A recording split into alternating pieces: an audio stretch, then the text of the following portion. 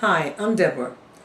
I've got something that I want to share with you. It's truly an injustice that is taking place. And I'm going to read some of it from my system here because I want you to get the full impact of what is going on.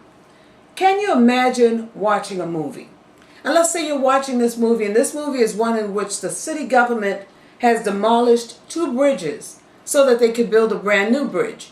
But in the process, $1.6 million of damage was done to the homes that belonged to the residents that were just adjacent to the bridge. Let's say that in the process, there was one building that belonged to the city. And in this movie, that building was damaged, yet every bit of it was repaired. Fully repaired, paid for by the insurance company, taken care of. But the residents who lived near the bridge, not the same story. As a matter of fact, they paid an attorney to represent them. But this attorney betrayed them because the attorney flipped, in which he no longer was looking out for the good of those poor residents. And as a result, they were told by an engineer, a structural engineer, that $1.6 million of damages was done. But are they going to get that money? No. As a matter of fact, these residents were given the opportunity to have a jury trial. But when they went to that hearing, the judge pulled them into her chambers and told them that they'd better settle for the small amount of money that they were being offered by the defendants. Otherwise, she would entirely throw the case out and they would get nothing. How much money were they being offered? Not $1.6 million. Oh no, you see, I guess they figured that these people were not used to that kind of money. So they didn't deserve to get that kind of money for the damage that has been done to their homes. Walls falling apart, entire buildings shifted. How much money did they want to give these people? Anywhere from $500 to $1,500. And for that judge to tell them that they would have to take that money, shame on you. But this is a movie, right? Yeah. Well, that money was offered. Several of the people took the money, but there are 4 individuals who said, no, we're not going to settle for that. And these 4 individuals have to fight. They have to struggle. Why? Because their original attorney has already betrayed them, and now no other attorney in the city will take the case because they are afraid of the repercussions that will come from those who are behind the legal system there in the city.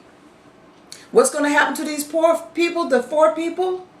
They have now been given, let's say in the movie, I forgot this is a movie, they've been given a notice, a motion has been given for them to show up on the 24th of July to come to court.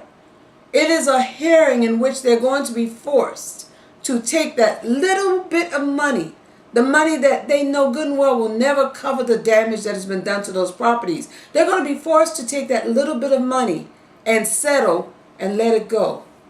Well, is it a movie? No. And I'm sure you gather that it's not a movie. This is a true story. This travesty is currently taking place on the east side of Charleston, South Carolina. The bridge, they tore down the 2 Cooper River bridges to build the Ravenel Bridge, yes, named after Senator Ravenel Jr. And in the process, there's so much damage has been done to those homes. So much damage done to these buildings that are owned by minorities, of course, there in the city. And who cares? You see, I'm sure that if this situation is swept up under the rug, it'll go away. They'll have to settle for $500, $800, $1,500. This is sad. This is a travesty. And we need justice. So I'm asking you, when you get the opportunity, look below this video.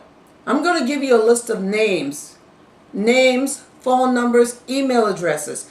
Take a small moment out of your life, please, and let your voice be heard. Because when we bring our voices together, we speak volumes. Let the individuals who should be knowing about this, give them a heads up as to what is happening to their constituents in their own backyard.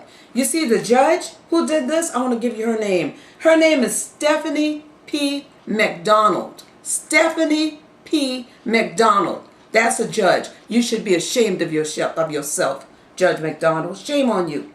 And the attorney who was supposed to represent these people His name is Jonathan Krell. He's with the firm Eurykio, Howe, Krell, Jacobson, Toporek, Theos, and Keith. Shame on you, Jonathan Krell. It's sad what's happening, but it's going to change. So I need you to contact the mayor. I need you to contact the council member. I need you to contact the U.S. House representative and the senators who represent these people, because I'm sure they have no idea what is happening. We're going to put some light on this. Join me, please. Join me in shedding light on this situation, and let's see if we can't make a change, make a difference for those poor people there on the east side of Charleston. Shame on you, city government. Shame on you, state. But it's not going to work. Thank you.